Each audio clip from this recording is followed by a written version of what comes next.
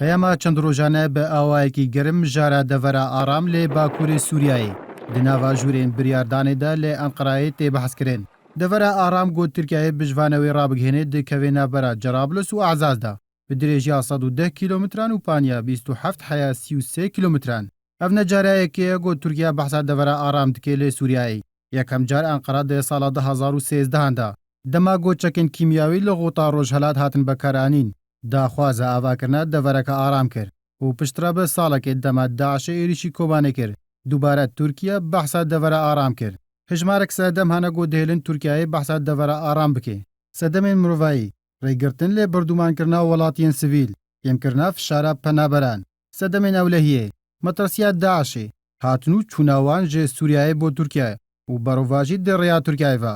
هەروەها وەک پەرپرسێن تورکیای دەبێژن بۆ چوونە هێزنی یەپەکێ بۆ وێ دەڤەرێ مەترسیە لێسەر ئەولەهیا تورکیای چێتکێ. هەرچەندە تورکیای گەلک بزاوان ددێژ بۆ دەڤەرە ئارام لێ هژمارەکە ئاستەنگی لە پێشیا تورکیای هەنا. ji bo avakirina devera aram pêtviya Tirkiyeyê bê biryareke navdewletî ji civata asayişê heye û eger heye Rûsya û Çîn lê dijî bisekinin. Herwiha pêtviya Tirkiye di gel Amerîka de hemahengiyê bika û rezemendiya Washington bi dest bêne ji bo rêgirîkirdin lê pêşiya hemû corên binpêkirinê li wê deverê. Astengiyeke din jî lê pêşiya Tirkiyeyê heye ew jî têçûna dereyiya got di navxweya Tirkiyeyê de dijeyetiya wê têkirin. Lê di hember êrîşeya dereyî de û lê gorî raporteke nû ya Grûpa Abûriya Sûriyayê ev dever dê mehana 100 milyon dolar dabîn bika. Dêya çalakiyên pêşesazî û çandiniye û bazargiraniya navxweyî û derve. Bi taybetî got sê derwazeyên snûrî lê deverê hene. Ew jî deriyê Cerablos, Raî û Babselam û dê derfeta Kaş bû penaberan dabîn bika. Li gorî raportê devera aram got Tirkiyeyê bizav didê lê Sûriyayê.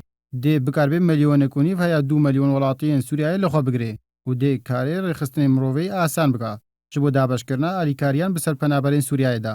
Herwiha raportê diyar kiriya got di navbera Cerablis û Ezazê de 448 bajar û gund û 3 saylo sê deyaçe hene.